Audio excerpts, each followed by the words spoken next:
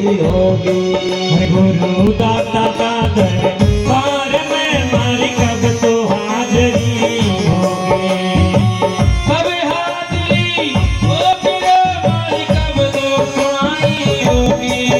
गुरु दाता का दरबार में कब हाजरी होगी। गुरु दाता का दरबार में कब हाजरी होगी। बोले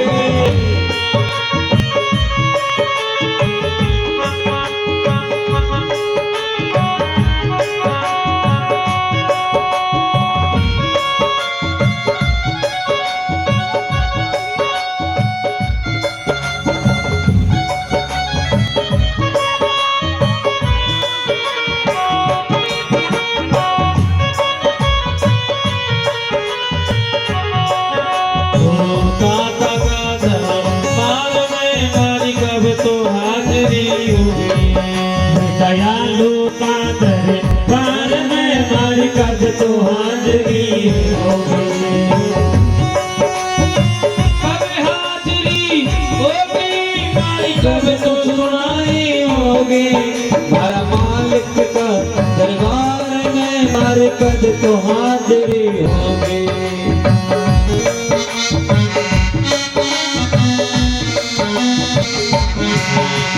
हर लिखता हूँ अर्जी पे अर्जी, कहो मालिक थारी कायम के मर्जी।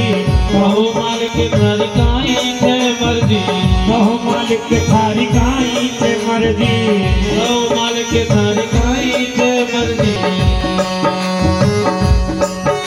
होती में जन्म जन्म करोगी जी, मारी कब तो सुनाई होगी। गुरु दाता का दरबार में मारी कब तो हाजरी होगी।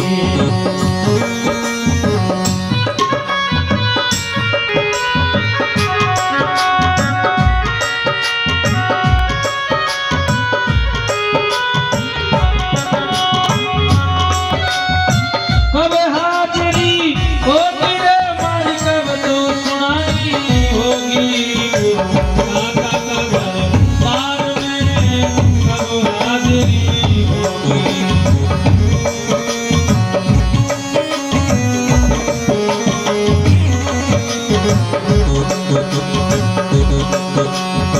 हरिबन कोन्हार बनी बिना भटके, काड़ो सरप मणि बिना भटके।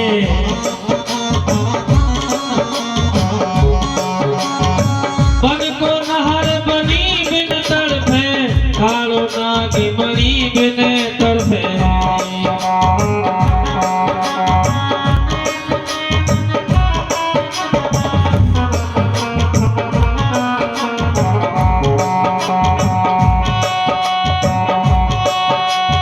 हरि जैसे तड़पे जी बिड़ो, मारी कब तो हाजरी होगी। गुरु दाता का दरबार में कब सुनाई होगी। दाता का दरबार में हमारी कब तो हाजरी होगी। गुरु दाता का दरबार में हमारी कब तो हाजरी होगी।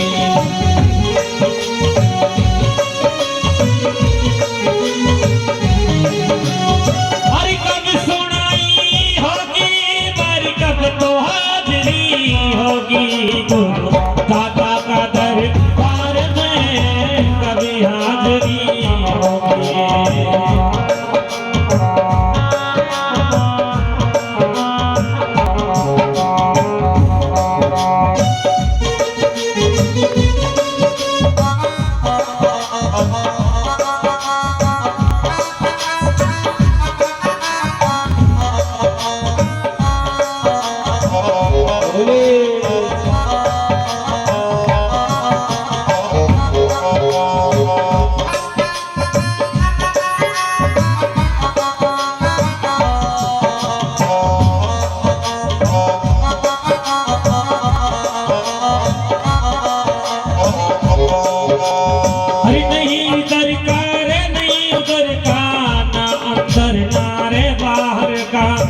ना अंदर ना बाहर का मैं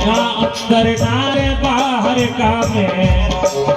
अरे नहीं इधर का नहीं उधर का, नहीं अंदर का नहीं बाहर का, मैं नहीं अंदर का नहीं बाहर का, ना अंदर ना रे बाहर का मैं, नहीं अंदर ना बाहर का मैं। जैसे तड़फे जीवड़ो मारी कब तो हाजिरी होगी गुरु दाता का दरबार में मरकत तो हाजिरी होगी, घर मालिक का दरबार में मरकत तो सुनाई होगी। वो कभी हाजिरी होगी मारी कब तो सुनाई होगी गुरु दाता का दरबार में मारी कब तो हाजिरी होगी।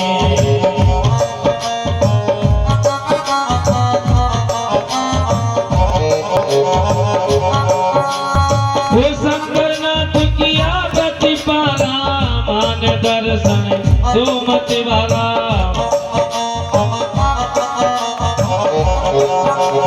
अरे भागा नाम की फेरा माला मान दर्शन जो मत वाला, मान दर्शन दो मत वाला, मान दर्शन जो मत वाला, मान दर्शन दो मत वाला। अरे शंकरनाथ किया प्रतिपाला दो मत वाला, मान दर्शन दो मत वाला। अरे शंकरनाथ किया प्रतिपाला, अरे शंकरनाथ किया प्रतिपाला, शंकरनाथ किया प्रतिपाला, मान दर्शन दो मत वाला, मान दर्शन दो मत वाला। जोगी जी मारी कब तो हाजिरी होगी गुरु दाता का दरबार में मरकत तो हाजिरी होगी, गुरु दाता का दरबार में कब हाजिरी होगी।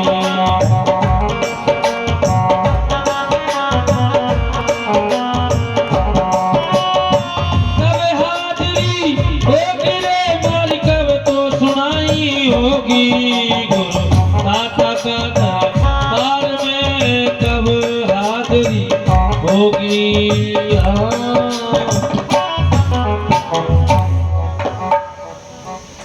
बोल शंकर भगवान की,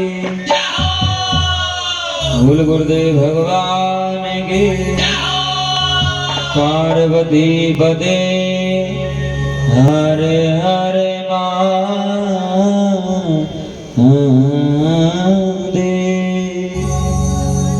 शंभो शंकर कालर कष्टर दीनानाथ।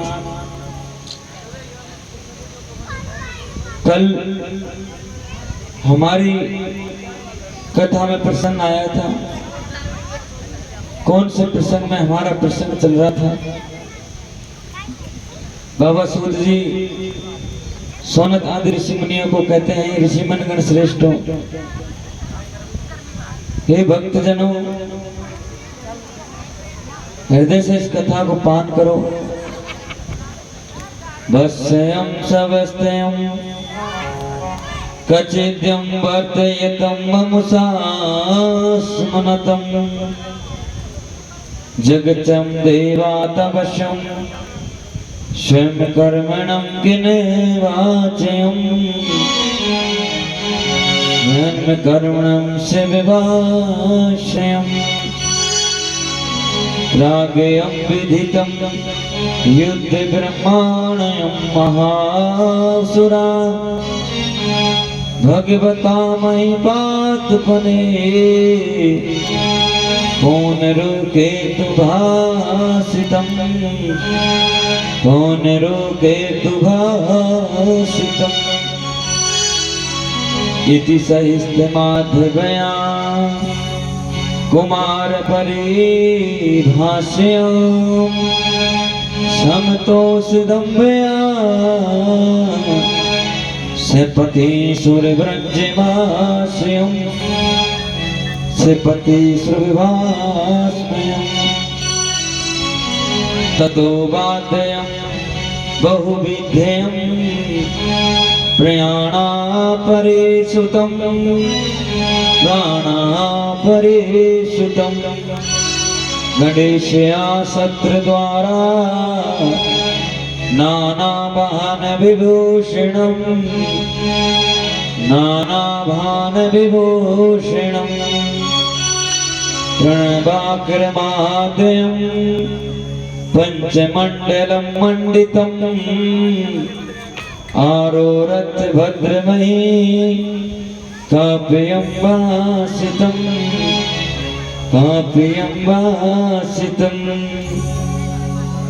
चित्रध्वजं वञ्जनं चामरपुष्पवर्षिणं संगीतं नृत्यनयारपि वाद्यवर्गे महामते वाद्यवर्गे महामते। बाबा सूत जी सौनक आदि ऋषि मुनियों को कथा श्रवण कराते हुए कहते, हे ऋषि मनगण श्रेष्ठ हो, हे भक्त बनो, ये भगवत में कथा, शिवमय कथा, ज्ञानमय कथा का कल प्रसंग सौनक आदि ऋषियों से बाबा सूत जी को हमसे प्रसंग पर चल रहे थे। कहते हैं ब्रह्मलोक में ब्रह्मा जी नारद जी को कथा सुना रहे हैं, और नारद जी ने क्यों कथा सुनी वही प्रसंग बाबा सूत जी लेते हैं। अब सज्जनों, ब्रह्मा जी नारद जी से कहते हैं, हे नारद जी, हे पुत्र, हे तात, जिस तरह तुम्हें अभिमान हुआ, जिस भांति तुम्हें अहंकार हुआ, उसी भांति एक कल्प में, सत कल्प में मुझे भी अभिमान हुआ। बाबा सूत जी सौनक आदि ऋषि मुनियों को तीर्थराज प्रयाग त्रिवेणी के घाट कहते हैं, हे ऋषि मनगण श्रेष्ठ हो, एक समय इस सृष्टि में प्रलय आती है, और प्रलय की आंधी में सब बह जाते हैं, न जीव बचते हैं, न जंतु बचते हैं, न पेड़ बचते हैं, न पौधे बचते हैं। पूरी प्रलय की आंधी में ये संसार नष्ट हो जाता है, अस्त हो जाता है, ध्वस्त हो जाता है। इस संसार में कुछ नहीं बचता। तब कण कण में बसे हुए भगवान सदाशिव सुने बिन काना चले बिन पैर, बिगर कानों के वो सुनता है, बिगर पैरों के वो चलता है, और बिगर आंखों से वो देखता है। वह स्वरूप ब्रह्म का स्वरूप है। वो ब्रह्म प्रकट होते हैं। कहते हैं संसार में कण कण में बसे हुए ईश्वर एक ज्योति के स्वरूप में प्रकट भये, ज्योति स्वरूपी प्रकट भये, और ज्योति से रुद्र स्वरूपी सदाशिव प्रकट भये। वो सदाशिव ध्यानस्थ अवस्था में रहते हैं, समाधिस्थ अवस्था में रहते हैं। उन्हीं सदाशिव से अपनी आंखों की ज्वाला खोलते हैं, अपनी आंखों के दोनों नेत्र खोलते हैं। नेत्रों की ज्वाला से, नेत्र के तेजस में कहते हैं उन सदाशिव की भक्ति, तप, ज्ञान, वैराग्य से सज्जनों उनके नेत्र से घुंघराले बाल शयन अवस्था, लेटी हुई अवस्था में एक यौवन अवस्था के पुरुष प्रकट हुए। कहते हैं उनका जो स्वरूप है वो शयन अवस्था में है, सोती हुई अवस्था में वो प्रकट हुए। बाबा सूत जी सौनक आदि ऋषि मुनियों से कहते हैं, ऋषि मनगण श्रेष्ठ हो, आकाशवाणी होती है, सदाशिव के मुख से निकलता है कि तप करो, और वो यौवन अवस्था में, जो शयन अवस्था में प्रकट भये, वो तप करते हैं। तप करते करते उनकी नाभि से कमल का डंठल निकलता है। कमल का एक पुष्प निकलता है, उस पुष्प के ऊपर 5 मुख लेकर ब्रह्मदेव प्रकट होते हैं, ब्रह्मा प्रकट होते हैं। सज्जनों, रजोगुण के प्रति रज यानी कामनाओं की पूर्ति करना, रज यानी अपनी आवश्यकताओं की पूर्ति करना। तो कहते हैं रजोगुण के प्रतीक ब्रह्मा जी हैं। सतो जो सत्य की भाषण बोलने वाला, सत्य का पालन करने वाला, मर्यादा का पालन करने वाला और सत्य के लिए नाना प्रकार के अवतार लेके आना, ये विष्णु का स्वरूप है। तमो इस संसार को प्रलय की आंधी में बुआते हैं, इस संसार को प्रलय में डुबा देते हैं और पुनः इस संसार को प्रकट कर देते हैं। ये तमोगुणी स्वरूपी भगवान सदाशिव है। ये तीनों देवता 3 गुण लेकर प्रकट हुए। हमारे शरीर में भी ये तीनों गुण ही विद्यमान है, हमारे शरीर में भी ये तीनों देवता भी विद्यमान है। 24 घंटे में हम अपने अंदर इन देवताओं को परख सकते हैं। कभी हमें सत्य की बात आवे, अरे राम राम अब तो मैं भजन ही करूंगा, अब तो तप ही करूंगा, और कुछ समय बाद आरती पूजा की, भगवान का भजन किया, मन ऐसा लगा कि अब तो मैं भजन में ही रहूंगा। जैसे ही भजन से खड़े हुए, तब से खड़े हुए, तो हमारा ध्यान चले जाता है दुकानदारी में, काम धंधे में, भैंस डोरों को सांधी नीरने में, काम काज करने में, पैसा कमाने में हमारा ध्यान चले जाता है। इसका मतलब अब हमारे अंदर ब्रह्मा बैठ गए, रजोगुण के प्रतीक ब्रह्मदेव बैठ गए। जब हमारा ध्यान सत्य की भाषा में जाता है, सत्य का पालन करने के लिए जाता है, तो भगवान विष्णु हमारे अंदर बैठे।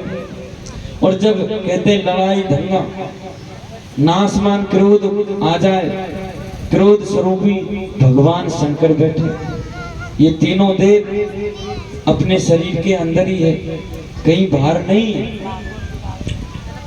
और भगवान सदाशिव तीनों गुणों से रहित भी हैं और तीनों गुणों से परे भी हैं, निर्गुण भी हैं, निराकार भी हैं, जिनका कोई आकार नहीं, जिनमें कोई गुण नहीं। और जिस व्यक्ति में 3 गुण हैं वो गुणातीत है। और गुणातीत कौन है? हम सब मनुष्य गुणातीत हैं। परमात्मा अवतार लेके आता है तो वो भी गुणातीत है। जो निर्गुण स्वरूप में निराकार है, जो दीपता नहीं है पर है, सब जगह विद्यमान है, वो निर्गुण स्वरूपी निराकार में ही भगवान शिव में ही कण कण में बसे हुए हैं। बाबा सूद जी कहते हैं ब्रह्मा को अभिमान हुआ और ब्रह्मा ने कहा कि इस पृथ्वी पे मैं ही सर्वोपरि हूँ, मैं ही सबसे बड़ा हूँ। जो शयन अवस्था में लेटे हुए घुंघराले बाल यौवन अवस्था के भगवान विष्णु भगवान ब्रह्मा से कहते हैं, हे ब्रह्मा तप करो, ये बड़े छोटे के चक्कर में मत पड़ो। हमें तप करने की आज्ञा मिली है तो तप में बड़ा लाभ है। सज्जनों, इस शरीर को जितना पकाओगे ने उतना ही लाभदायक है। साधन सुलभ मोक्ष कर द्वारा, ये भगवान ने हमें एक साधन दिया है कि भैया तू ये साधन ले जा और तेरा मोक्ष तू इस साधन के माध्यम से कर कर मेरे पास आ जाना।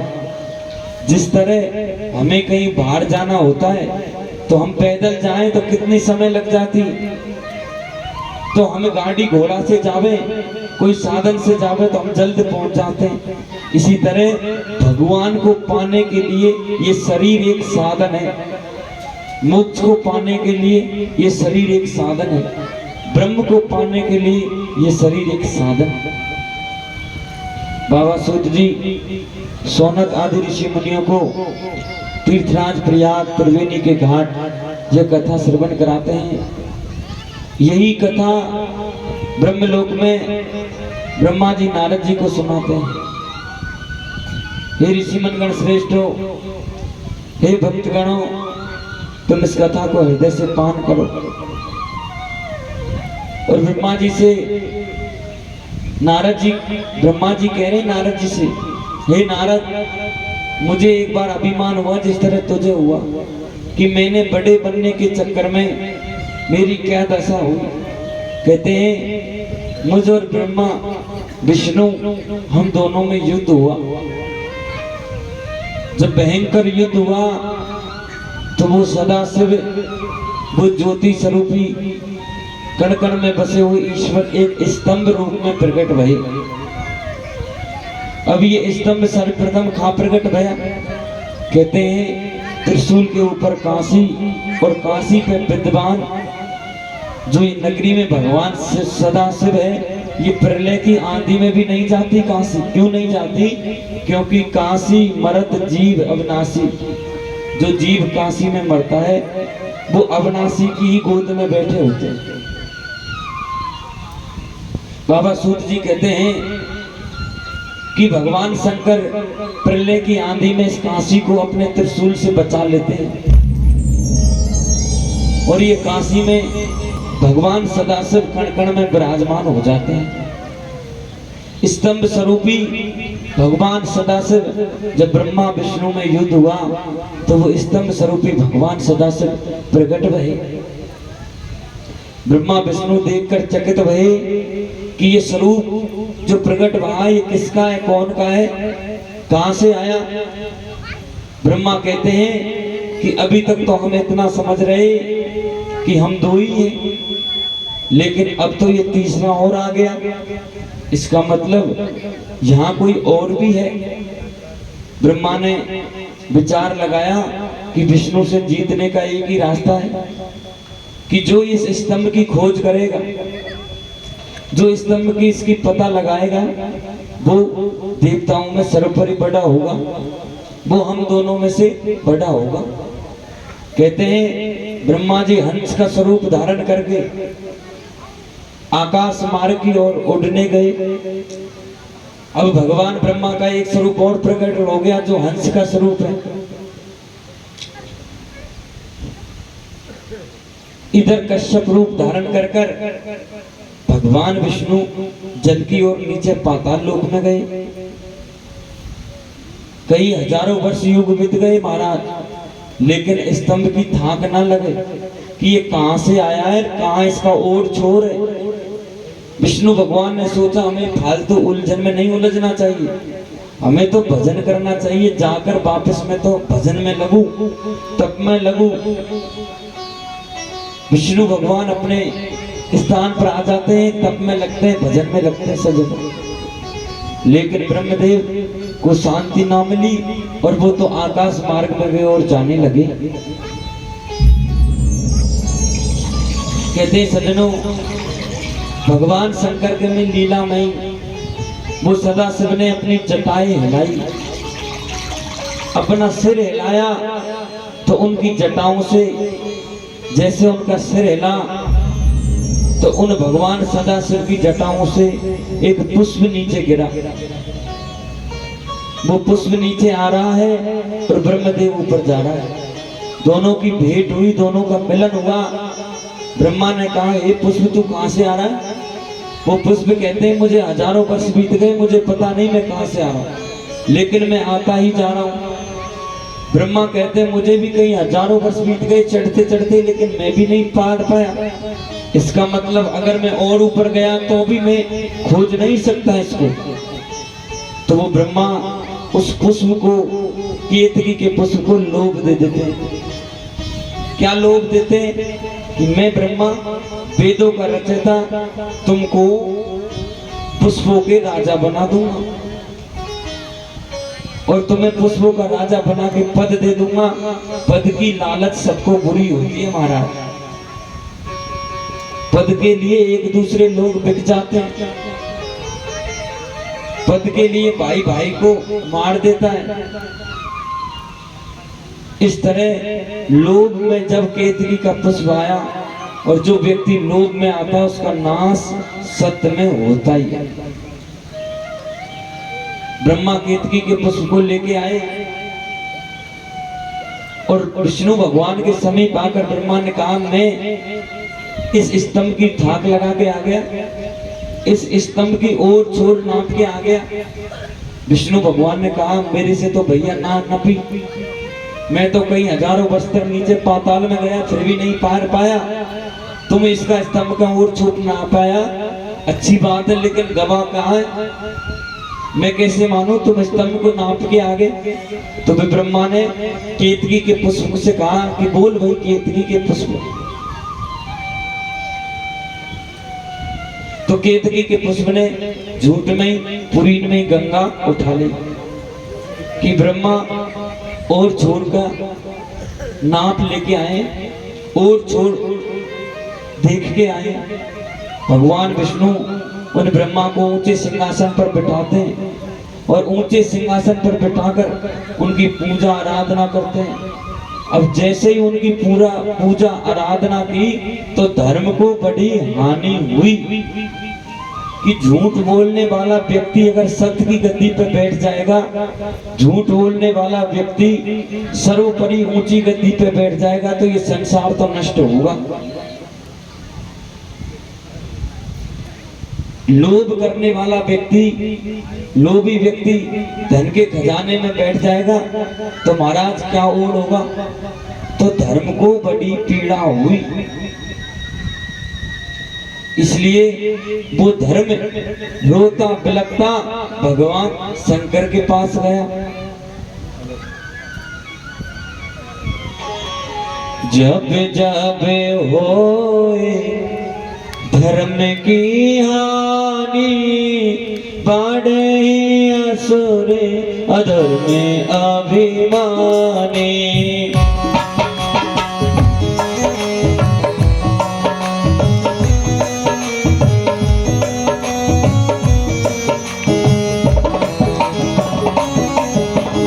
जब जब होए धर्म की हानि अधर्म अभिमानी। श्री राम जय राम जय जय राम, श्री राम जय राम जय जय राम। तब तब हरि धर विविध शरीरा, तब तब हरि धर विविध शरीरा। जब जब हरि धरे विविध शरीरा, जब जब हरि धरे विविध शरीरा।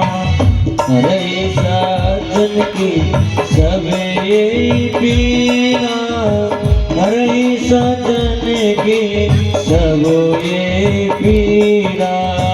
श्री राम जय राम जय जय राम, श्री राम जय राम जय जय राम। तब भगवान वो कण कण में बसे हुए ईश्वर विविध रूप लेके आता है।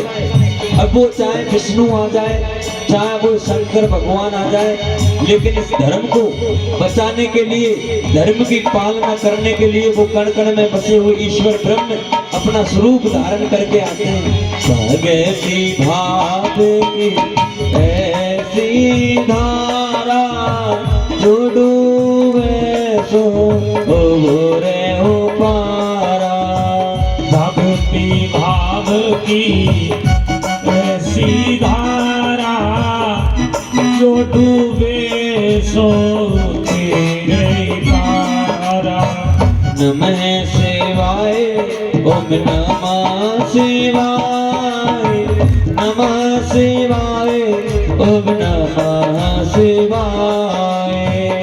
नमः शिवाय ओम नमः शिवाय, नमः शिवाय ओम नमः शिवाय।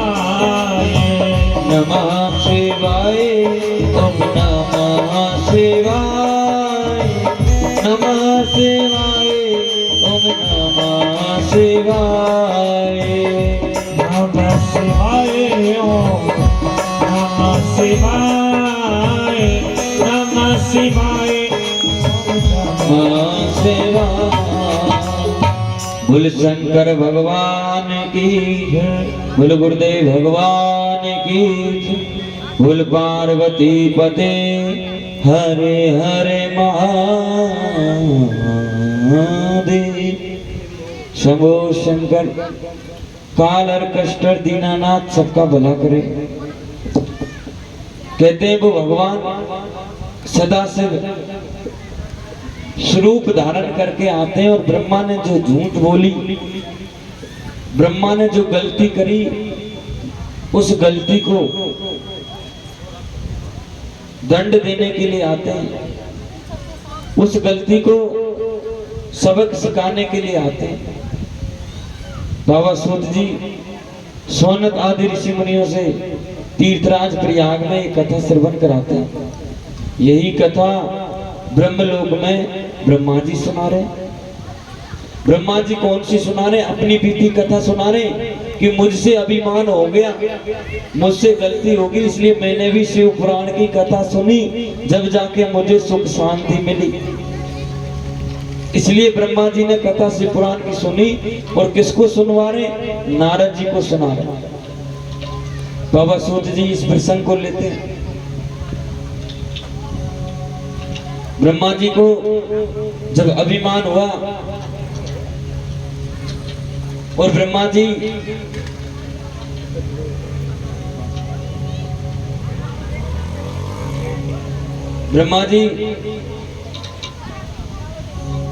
कहते हैं सज्जनों,